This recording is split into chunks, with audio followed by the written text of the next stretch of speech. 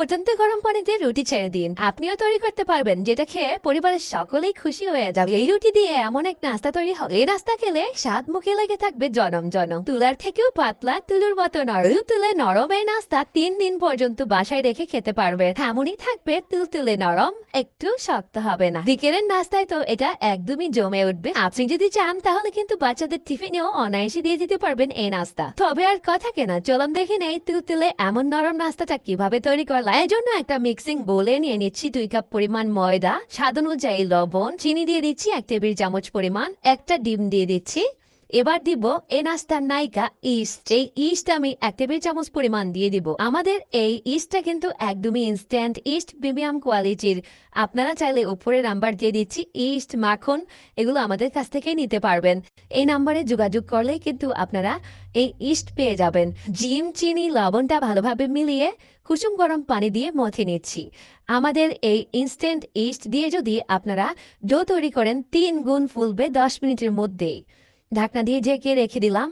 ঠিক 10 মিনিট পর দেখুন এই বাটি থেকে পড়ে যেতে চাইছিল, ঠিক এমন ফুলেছে।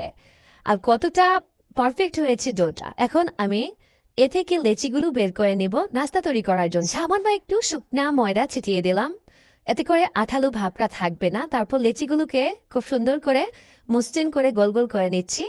এই গোল গোল বলগুলো দিয়ে কিন্তু আমরা ছোট্ট সাইজের একটা মোটা রুটি বেলে নেব। খেয়াল করুন, এই তো ঠিক এমন হবে, একদমই ছোট ছোট, তাই না? এখন ফুটন্ত গরম পানিতে এই রুটিগুলো ছেড়ে দিচ্ছি। চকবক করে যখনই ফুটবে পানি তখনই কিন্তু রুটিগুলো ছাড়তে হবে। 30 সেকেন্ডের মতো এভাবে করে একটু সেদ্ধ করে নিলাম। এই পর্যায়ে কিন্তু আমাদের রুটিগুলো সেদ্ধ হয়ে গিয়েছে। এখন চুলা অফ করে দিয়ে পানিটাকে ঝরিয়ে একটা থালির মধ্যে নিয়ে নিচ্ছি। চাইলে কিন্তু সঙ্গে সঙ্গে আপনারা তাওয়ার মধ্যে দিয়ে দিতে পারবেন। এখন আমি তাওয়ার মধ্যে আমাদের মাখনটা দিয়ে দিব। মাখন মানে বাটার। এই বাটার দিয়ে আমাদের এই নাস্তাটা তৈরি করব। বাটারটা কিন্তু আমাদের একদমই মজাদার হোমমেড বাটার, মানে নিজের হাতে তৈরি করে। আপনার বাসার আদরের সোনামণিরা খুব পছন্দ করে খাবে।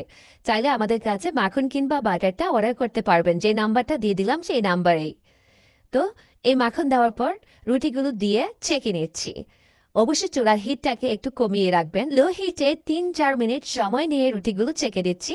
এতে করে কিন্তু তুলোর মতো পাতলা হবে আমাদের এই নাস্তাটা।